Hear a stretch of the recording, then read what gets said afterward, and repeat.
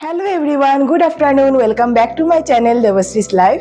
তো আমি কলেজ থেকে চলে এসেছি, ফ্রেশ হয়ে নিয়েছি, আর কলেজ থেকে এসে দেখি একটা ভালো পার্সেল এসছে। তো তোমাদেরকে দেখাই কি এসছে, দেখো। তো এই যে আমি একটা স্ট্যান্ড নিয়েছি, ট্রাইপড, ক্যামেরা মানে জন্য, মানে মোবাইলের জন্য। তো দেখি তোমাদের জন্য আরও ভালো ভালো ভিডিও আনার চেষ্টা করব। তো একটু একটু করে আমি এইভাবে ইনভেস্ট করছি। তো দেখা যাক কি কি করা যায় তোমাদের জন্য। তো এটা কিন্তু বেশ ভালো কোয়ালিটির এসছে কিন্তু। তো এটা আমি এসে দেখলাম এটা চলে এসছে আর কি। তো ভালো লাগলো, একটা জিনিস নিয়েছি আর কি ইউটিউবের জন্য। তো চলো, মা রান্না করছে, আর দেখিয়ে দিই তোমাদেরকে কি কি রান্না করছে মা। তো চলো। তো মাছের চচ্চড়ি বানানোর জন্য এখানে মা বেগুনগুলিকে সরু সরু করে কেটে নিয়েছে, আর এখানে একটু সামান্য পরিমাণ হলুদ দিয়ে বেগুনগুলিকে আগে ভেজে নেওয়া হচ্ছে। আর এখানে মাছের চচ্চড়ির জন্য সরু সরু করে এভাবে আলু কেটে রাখা হয়েছে। আর এখানে ছোট মাছগুলি ভেজে নেওয়া হয়েছে হলুদ, নুন, জিরে গুঁড়ো আর লঙ্কার গুঁড়ো দিয়ে মেখে খুব ভালো করে কিন্তু ভেজে নেওয়া হয়েছে। এইভাবে মাছটা ভাজা খেলে কিন্তু খুবই টেস্টি লাগে। হলুদ, নুন, জিরা গুঁড়া, লঙ্কার গুঁড়োর সঙ্গে ভাজা খেলে ডালের সঙ্গে কিন্তু এই মাছ ভাজা খুবই টেস্টি হয় খেতে। বেগুনগুলোকে ভেজে উঠিয়ে নিচ্ছে। যেহেতু মাছের চচ্চড়ি, তো একটু পরিমাণ তেলটা বেশি লাগে, সেই জন্য কড়াইতে একটু তেল দিয়ে জিরা ফোড়ন দিয়ে দেওয়া হলো। তারপরে দিয়ে দেওয়া হলো আলুগুলি।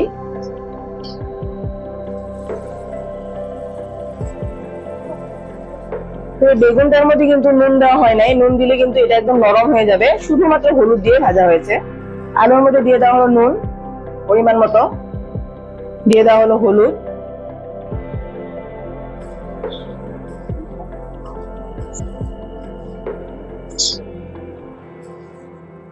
জিরে গুঁড়ো,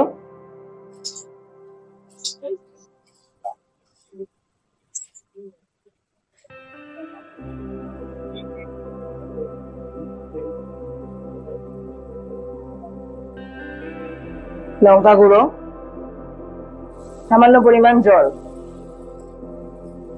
যেন মশলাটা পুড়ে না যায়।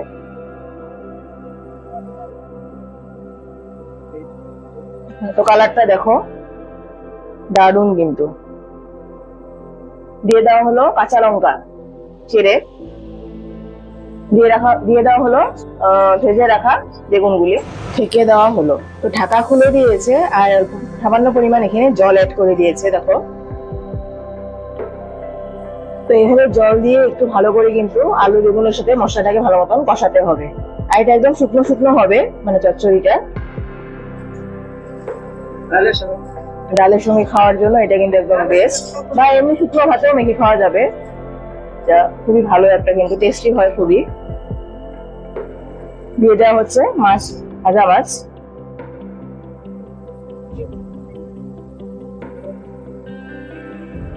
এই মাছগুলি কিন্তু খুব টেস্টি হয়, খুব সুন্দর কিন্তু একটা টেস্ট আছে, মানে ইলিশ মাছের মতন কিন্তু টেস্ট। মাছটা খেয়ে ভালো লাগে আমার কিন্তু সেই।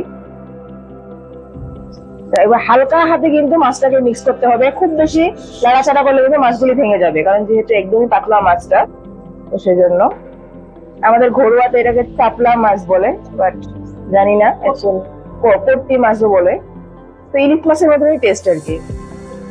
আর আজকে বাহিরে পাগলের হাওয়া দিয়েছে, এই কিসের যে হাওয়া এত বৈশাখ মাসে বুঝতেই পারছি না। তো এখন এভাবে একটু টেনে টেনে এটাকে ভাজতে হবে, একটু এভাবে ছড়িয়ে ছড়িয়ে জিনিসটাকে এভাবে হালকা হাতে ছড়িয়ে ছড়িয়ে ভাজতে হবে টেনে টেনে। টানা চচ্চড়িও বলে কিন্তু এটাকে, ছোট মাছের টানা চচ্চড়ি। খুবই ভালো হয় কিন্তু খেতে, খুব টেস্টি হয়। তো দেখো এভাবে কড়াইয়ের মধ্যেই এটাকে এই যে এভাবে উল্টে দিল। এটা কিন্তু খুব একটু রিস্কি কাম, এটা ভালো ভালো এক্সপার্ট হাত না হলে কিন্তু এটা হবে না। তো বেশি ঘাটাঘাটি না করে এইভাবে কড়াই ধরে কিন্তু উল্টে দেওয়া হয়, রেস্টুরেন্ট স্টাইল আর কি। তো এই দেখো রেডি হয়ে গেছে কিন্তু টানা, মানে মাছের টানা চচ্চড়ি। দেখো কি সুন্দর কালার এসছে, এই জাস্ট কালারটা দেখো, দারুণ এসছে কিন্তু। তো আজকে লাঞ্চে আছে এখানে লাউ আর সজনা দিয়ে ডাল, এখানে আছে আলুর খোসার বড়া, এখানে আছে মাছের টানা চচ্চড়ি, এখানে আছে আলু ভেন্ডি ভাজা, আর এখানে মাছ ভাজা, ছোট মাছ ভাজা। তো এই হলো আজকের লাঞ্চ। তো লাঞ্চ করে চলে এসেছি আর খুব টায়ার্ড হয়ে গেছে অ্যাকচুয়ালি। তো এখন বেজে গেছে 4টে। তো কিছু কাজ ছিল রান্নাঘরে, সেসবও করে নিয়েছি। তো একটু 10-15 মিনিট রেস্ট নিই, তারপরে তো আবার টিউশন আসবে, টিউশনে বসবো আর কি। তো একটু রেস্ট নিয়ে নিই। আর প্রচণ্ড তো গরম পড়েছে, গরমে মানে আর পারা যাচ্ছে না। তো সেই আর কি একটু টায়ার্ড হয়ে গেছি। আর হ্যাঁ, আমি লাঞ্চ করার সময় কোনো ভিডিও করিনি, কারণ লাঞ্চটা না একটু মানে ভালো মতন করলে পরে বেশি ভালো লাগে। ক্যামেরা থাকলে পরে সেইভাবে এনজয় করা যায় না লাঞ্চটাকে, তো সেই জন্য আমি ক্যামেরা করি না। আর ওই আর কি, ওই জন্যই মানে দেখাই না তোমাদেরকে লাঞ্চটা। তো চলো, হয়তো তোমরা বুঝবে জিনিসটাকে আর কি। চলো আমি একটু রেস্ট নিয়ে নিই।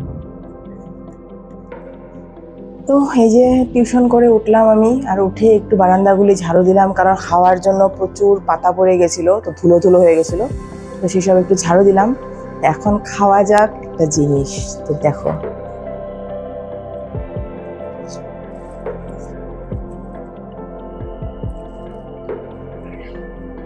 কুলফি আমি নিয়ে এসেছি কলেজ থেকে আসার সময় আজকে গরমের মধ্যে। তো এসে আমি ডিপ ফ্রিজে ঢুকিয়ে দিয়েছিলাম, কারণ জানি এটা শেপটা গলে যাবে।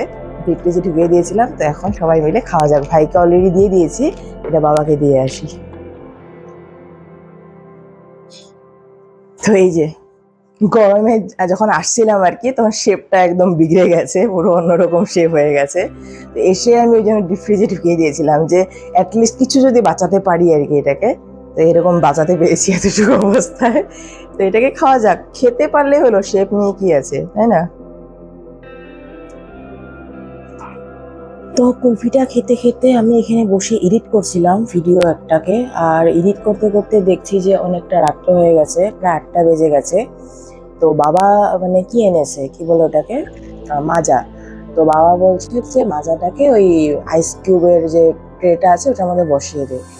তো ওটাকেই এখন বসিয়ে দিব। দেখো, তো এই দেখো মাজাটাকে এভাবে অল্প করে, বেশি দেইনি, অল্প করে এভাবে আইস কিউবের মধ্যে বসিয়ে দিয়েছি। তো তাহলে কি হবে, এটা আইস হয়ে যাবে, তারপরে ভালো লাগবে খেতে, আইসের মতন, মানে একটু ভালো লাগবে খেতে আর কি। তো ওটা ভুলে গেছিলাম, বাবা আমাকে বলেছে অনেকক্ষণ আগে, আমি ভুলে গেছিলাম। আর আমি দুপুরে কিছু মানে ফিল্টার জলে কয়েকটা আইস বসিয়ে রাখছিলাম। তো গরমের দিনে না আমরা যদি মানে ফেসে যদি আইস লাগাই, মানে আইস কিউব যদি লাগাই, তাহলে ফেসটা কিন্তু খুব ভালো থাকে। মানে ফেসের যত রকমের প্রবলেমস হয় গরমের দিনে, অয়েলি হয়ে যায়, পিম্পলস হয়, তারপরে তোমার ট্যান হয়, হ্যাঁ। তো এইসবের থেকে কিন্তু আইস লাগালে মানে অনেকটা মানে কি হয়, মানে আমরা মানে স্কিনটাকে অনেকটা পরিমাণে আমরা হিল করতে পারি। আর আমরা যে ফিল্ম অ্যাক্ট্রেসগুলিকে দেখি, ওরাও কিন্তু এভাবে মানে ফেসে আইস বাথ করে, আইস মানে ফেসের মধ্যে আইস লাগায়। তো ডিরেক্টলি তো আইসটাকে এইভাবে লাগানো যায় না, তো এইভাবে আমি একটা রুমালের মধ্যে এইভাবে আইসটাকে বেঁধে নিয়েছি। তো এবার এটাকে আমি এইভাবে ঘষে ঘষে লাগাবো।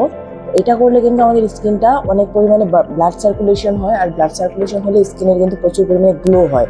আর তার সঙ্গে সঙ্গে হয় কি, স্কিনটা কিন্তু টাইট করতে হেল্প করে, কারণ আমরা বয়স হওয়ার সঙ্গে সঙ্গে আমাদের স্কিনটা কিন্তু লুজ হতে শুরু করে। তো এইটা এভাবে লাগালে পরে স্কিনটা কিন্তু টাইট হয়। তো এইভাবে একটু যেভাবে তোমাদের স্কিনে একটু মানে কি হবে, সহ্য হবে আর কি, বেয়ার করতে পারবে, সেইভাবে তোমরা এটাকে লাগিয়ে নেবে।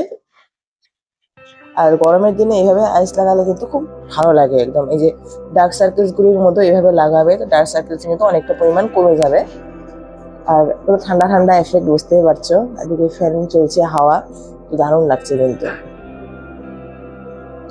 তো এইটাকে আমি পুরো আইস কিউবটাকে এইভাবে ফেসের মধ্যে লাগিয়ে নিব। এটা কিন্তু তোমরাও করতে পারো, খুব কিন্তু স্কিনের জন্য ভালো। এটা আমি প্রত্যেক বছরই গরমে আমি এটা করি, এই আইস কিউবটা যে মানে ফেসে লাগাই, এটা প্রত্যেকবার গরমের দিনে কিন্তু আমি এটা করি। তো ফেসটা কিন্তু অনেকটা গ্লোই হয়। আর ফেসে যে কোনো ধরনের সমস্যা, পিম্পলস রিঙ্কলস, এইসবের কিন্তু থেকে মুক্তি পাওয়া যায় এই আইস ইউজ করে। তো অনলাইনে তোমরা এরকম আইস হোল্ডারও পাবে, যেটার মধ্যে এরকম জল ভরে রাখলে তারপর এটাকে রেখে দিলে আইস হয়ে যায়, তারপর সেটাকে এভাবে মুখের মধ্যে মাখে। আমি এইভাবে একটা রুমাল, পরিষ্কার রুমালের মধ্যে নিয়ে, কটন রুমালের মধ্যে নিয়ে আমি এইভাবে লাগাই। এটা তো আমার অসুবিধা নেই কোনো, আরামসে হয়ে যায়। আর এখানে কি হয়, জলটা টপ টপ করে পড়ে না, তো শুধুমাত্র ফেসের মধ্যে আরামসে এইভাবে লাগানো যায়। তো আমি এইভাবেই লাগাই। তো এইভাবে সার্কুলেশন করে করে লাগালে কিন্তু ব্লাডটা মানে এরকম যদি তুমি গোল গোল করে যদি লাগাও এভাবে ঘুরিয়ে ঘুরিয়ে, তাহলে কিন্তু ব্লাডটা ভালো মতন সার্কুলেট হয়।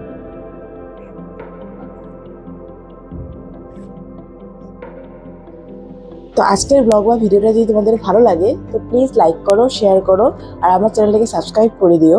তো আবার নতুন একটা ব্লগ বা ভিডিও তোমাদের মধ্যে হাজির হবো। ততক্ষণ মধ্যে সবাই সুস্থ থাকো, ভালো থাকো। Tata, good night.